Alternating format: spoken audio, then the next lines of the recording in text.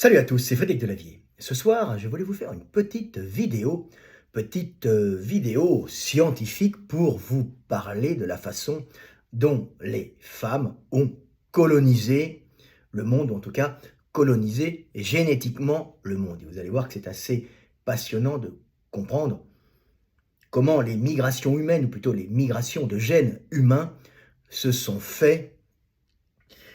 au cours de notre histoire lointaine, que ce soit le paléolithique ou le néolithique, et vous allez comprendre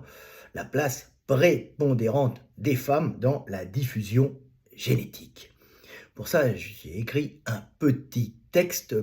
d'actualité parce qu'il y a une étude scientifique qui vient d'être menée sur l'analyse de matériel génétique néandertalien en Sibérie sur des petits groupes. Et justement, cette étude confirme que la façon dont les gènes féminins se déplaçaient de tribu en tribu est la même chez les néandertaliens que chez les sapiens classiques. Voilà. Donc je vais vous lire ce petit texte qui s'appelle « Principe de colonisation génétique ». Dans toutes les sociétés traditionnelles exploitant le territoire, qu'elles soient des sociétés de chasseurs-cueilleurs ou des sociétés d'éleveurs ou d'agriculteurs, les familles ont toujours eu besoin de garder leurs fils près d'eux pour chasser, rapporter l'énergie, exploiter la terre ou défendre le territoire d'une façon optimale. C'est pour cela que depuis la nuit des temps, les communautés humaines laissent plus facilement partir les jeunes filles fertiles quand il n'y avait pas assez d'hommes dans la tribu, ou qu'on accueillait les jeunes filles en âge de procréer des autres groupes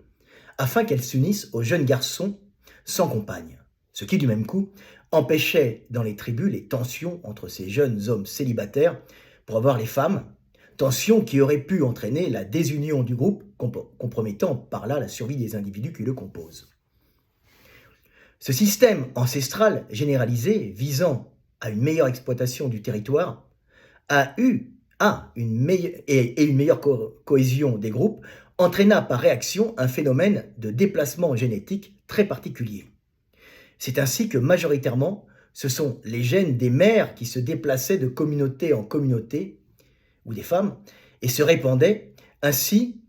sur de vastes espaces, alors que les hommes, avec leurs gènes, restaient souvent confinés à leur territoire de naissance. C'est donc pour des raisons de paix sociale, mais aussi d'exploitation et de protection territoriale, que pendant des dizaines de millénaires, les hommes restaient enracinés à leur territoire de naissance, tandis que les femmes se déplaçaient de communauté en communauté, permettant un brassage génétique des populations humaines et la transmission des gènes positifs à la survie des individus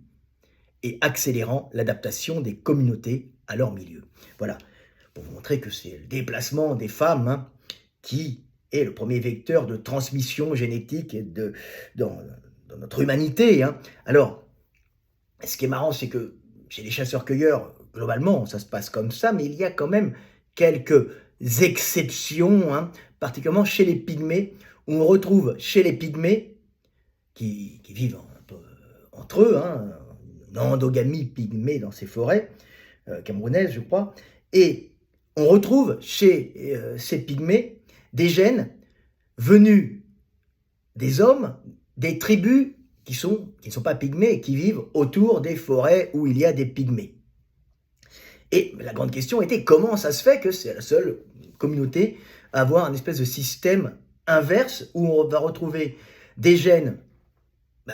d'hommes venus d'autres tribus sans qu'il y ait vraiment d'hommes des autres tribus qui viennent dans les communautés pygmées. Alors la raison est simple, c'est que les pygmées sont souvent pris par les autres tribus pour travailler la terre, des fois même ils sont mis en esclavage, et souvent les femmes des pygmées sont prises aussi, et fréquemment il y a union de ces femmes pygmées avec les hommes des tribus voisines qui ne sont pas pygmées. Et il n'y a en général jamais d'union des femmes des tribus voisines avec les hommes pygmées. Le problème, c'est que ces femmes qui s'unissent avec des hommes des tribus voisines, quand elles travaillent pour eux, ou des fois quand elles prennent pour femmes, sont souvent maltraitées, moquées, la vie n'est pas agréable pour elles, et elles repartent avec leurs enfants, revivre en forêt, emportant avec elles, bien sûr, par leurs enfants, par leurs petits, des gènes masculins des tribus voisines. Donc c'est un des rares, on va dire,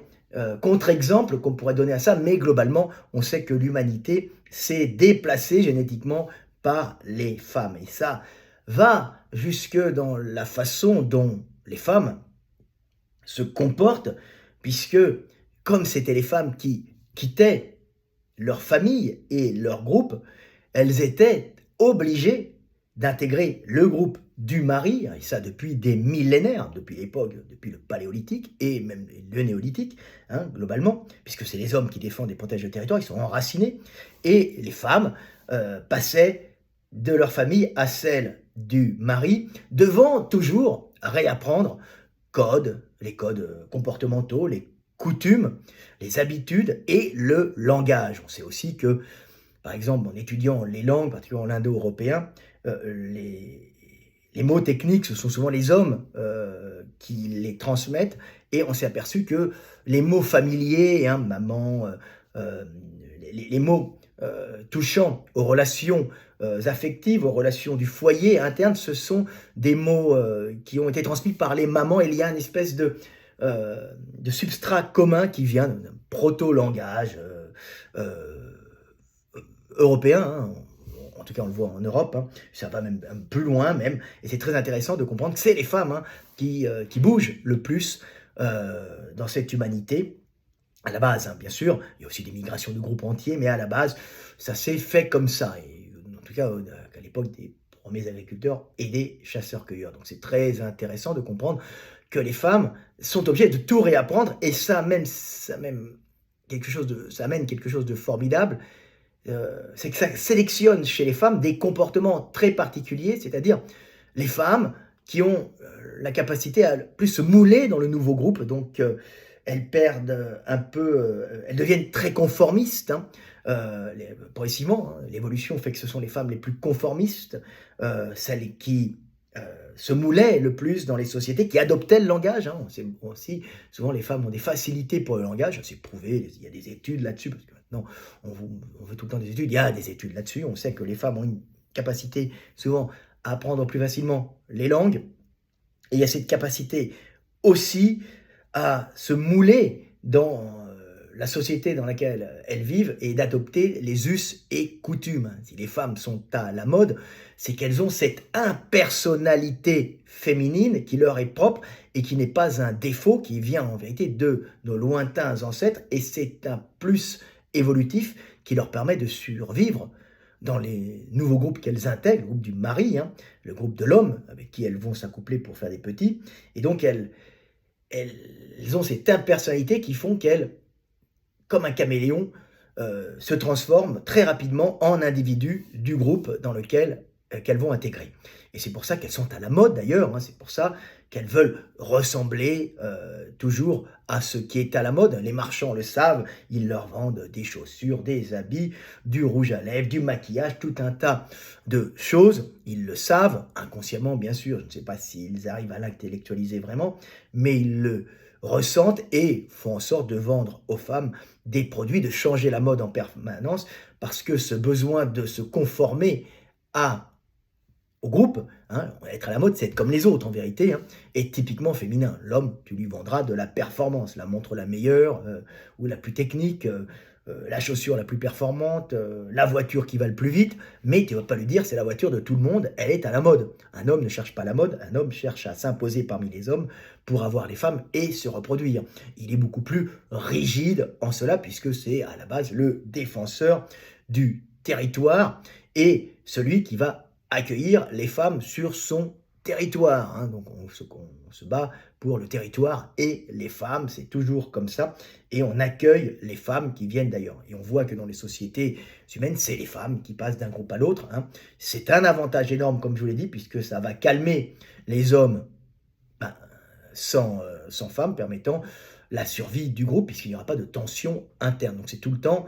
la femme qui passe, puis la femme, c'est pas elle qui fait fructifier le territoire, c'est en général l'homme qui chasse, qui ramène l'énergie, ou qui a la production, moins en Afrique quand même, mais l'Afrique, on va dire, c'est très tribal et il n'y a pas tant de mélange que ça. Voilà, pour des raisons que j'expliquerai plus tard, des raisons d'apport calorique constant et de régulation des populations. Alors maintenant, c'est terminé, hein, mais pas les pathogènes, puisque comme c'est très riche, il y a aussi beaucoup de pathogènes, donc il n'y a jamais de montée en surpopulation. C'est très rare d'avoir des... Il y a des migrations, mais c'est très rare d'avoir des grosses migrations. On a toujours, on va dire, en constante, pas dans les zones sahéliennes, mais en constante euh, on va dire, apport énergétique, alors que l'Europe, c'est déjà plus dur puisqu'il y a la mort de la nature. Donc voilà, petite vidéo pour vous parler un peu de la façon dont le monde a été colonisé par nos braves femmes et comment ce système de passage de sa famille à la famille du mari a généré toute une psychologie féminine basée sur l'impersonnalité et le besoin de ressemblance, hein, et cette capacité à apprendre très rapidement, à se mouler, hein, au nouveau groupe, à apprendre les us et coutumes et même apprendre la langue. Voilà, tout ça pour pouvoir accomplir du mieux possible leur rôle de mère et permettre aux enfants qu'elles ont de mieux s'intégrer, permettre à l'humanité, en fin de compte, de perdurer vigoureuse et puissante. Voilà, c'était Fred Delavier, je vous aime et paix sur terre.